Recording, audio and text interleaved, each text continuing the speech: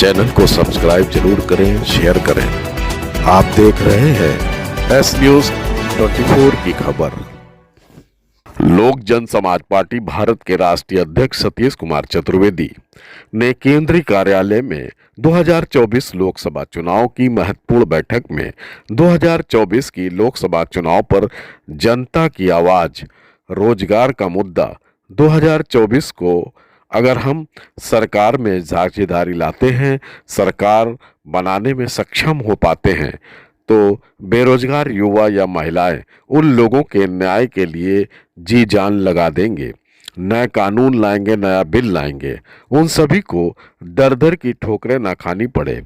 हमारी पार्टी कई वर्षों से संघर्ष कर रहे हैं, मगर अब वक्त आ गया है कि हम जनता की मदद या सेवा करने का मौका मिला है।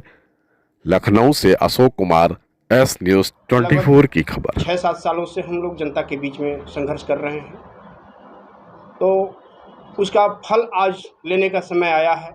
जनता के सुख दुख में जिस तरह से हम दिन रात एक किए हुए हैं, तो हम अपील करेंगे कि जनता हमारे साथ भी आज न्याय करे और इस परीक्षा में हमें पास करने का प्रयास कहा है कि हम शिक्षा नीति और शिक्षा नीति लाने का प्रयास कर रहे हैं।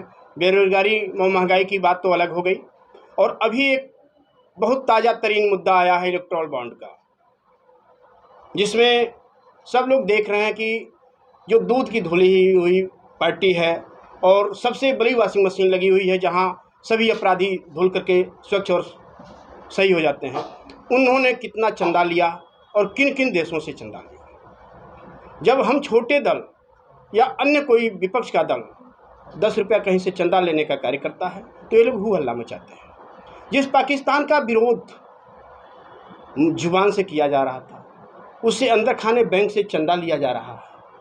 ये हमारा मुद्दा रहेगा जनता के बीच में कि जिस पार्टी को आप दूध की धुली हुई समझते थे, वो देखिए किस तरह से अंदर खाने से हाथ मिला करके पाकिस्तान जैसे जगहों से, चीन जैसे जगहों से और इलेक्टोरल बॉन्ड में सबसे ज़्यादा चंदा प्राप्त करने वाली पार्टी है, और वो कहते हैं कि हम तो एकदम बड़ी बादशाह। वो मुद्दा हम जनता के बीच में ले जाने का कार्य करेंगे। देखिए, महिलाओं की सुरक्षा के दृष्टिकोण से संयोग से हमारी पार्टी 50% महिलाओं को टिकट दे रही है, जिसमें जीता जागता सबूत आपके लखनऊ लोकसभा क्षेत्र का है, जो देश के तीसरे नंबर के नेता कहे जाने वाले राजनाथ सिंह यहाँ के भारतीय जनता पार्टी के प्रत्याशी हैं।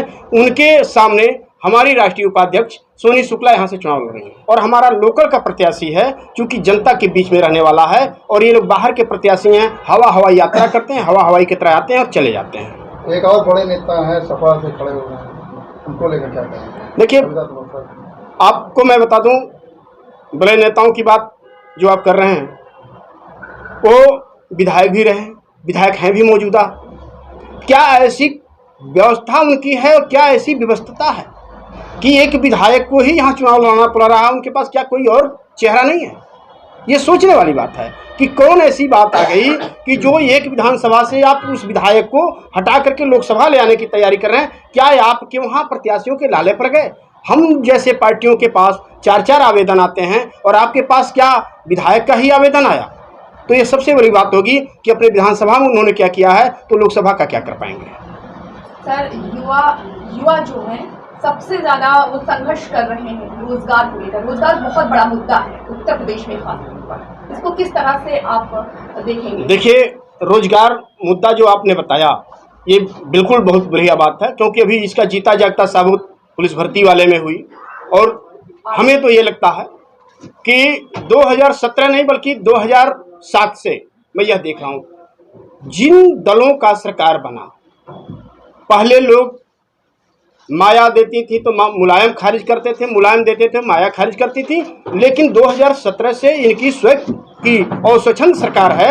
लेकिन इनके वहाँ क्या होता है कि ये एक रास्ता अपना लिए हैं कि भर्ती के नाम पर लोगों से फॉर्म भरवाओ और उनसे बॉन्ड जमा कराओ, और लास्ट में ले जा करके भर्ती को निरस्त करने के बाद सरकारी खजाने में पैसे जमा करा दो। जिस तरह से इलेक्टोरल बॉन्ड का पैसा हड़पते हैं, वैसे युवाओं का पैसा हड़पने का कार्य कर रहे हैं। निश्चित तौर पर 2024 के बाद हम अगर सरकार में साझेदारी लाते हैं या सरकार बनाने में सक्षम हो पाते हैं, तो जितने बेरोजगार युवा हैं या महिला हैं, उन लोगों के न्याय के लिए जी जान लगाएंगे, नए कानून लाएंगे, नया बिल पास करेंगे, ताकि कभी उनको कहीं दर दर की ठोकरें ना खानी पड़े और दिल्ली पंजाब का रास्ता न अख्तियार करना पड़े। इस प्रदेश में ही इतना रोजगार सृजन करेंगे। एक मकसद यह है कि बीजेपी ने सीए लागू कर दिया, राम मंदिर का नाम लिया, 400 पार जो बात कर रहे हैं तो रियल में वही कह रहे हैं, क्योंकि 400 पार के बाद 143 सीट बनता है,